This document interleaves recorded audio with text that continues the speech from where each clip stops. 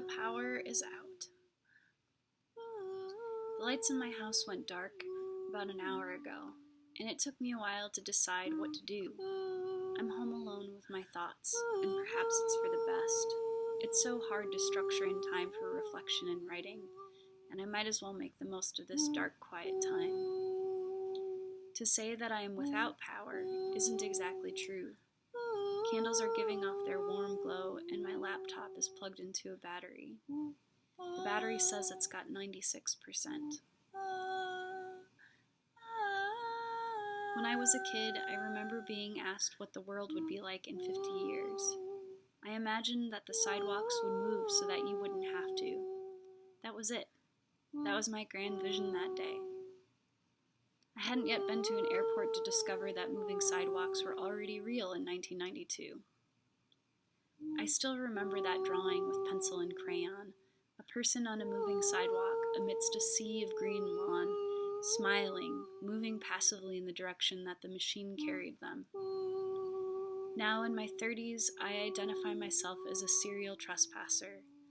Even though I drew that happy person passively encountering the landscape and moving in whatever direction that the machine carried them, I now know that I would never be that person. Instead, I'd be somewhere digging in that sea of lawn, wondering what weeds would pop up.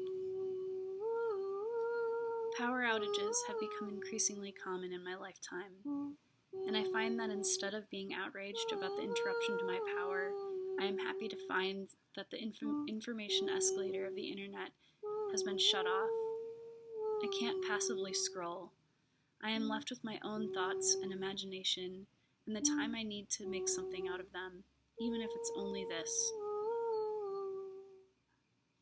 I love how when it's warm out and the power goes out, people come out of their houses and look side to side for their neighbors to see if it's happening to everyone. The battery now has 94%. Before I sat down to write this, I endeavored to modify my furnace so that I could plug it into my battery pack. I've been wanting to do this for quite some time because prolonged power outages in the winter can leave the house uninhabitable.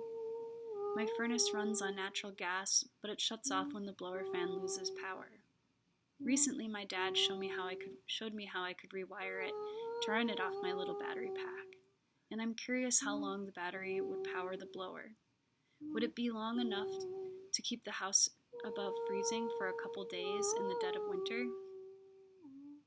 The battery now has 93%. Earlier today, I was at the Great Lakes Pioneers Conference, a local gathering of environmental justice activists and greenies.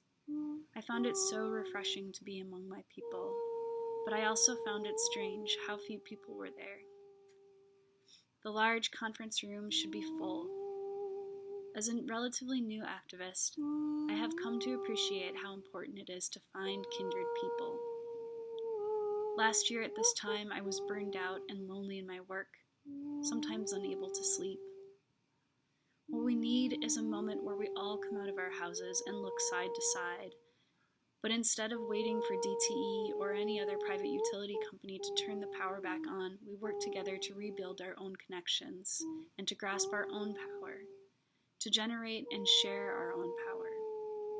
It will take physical bodies meeting in real places, and it will be hard work, and we will have quiet nights to reflect more often, and it will also be joyful. My battery now says 90%.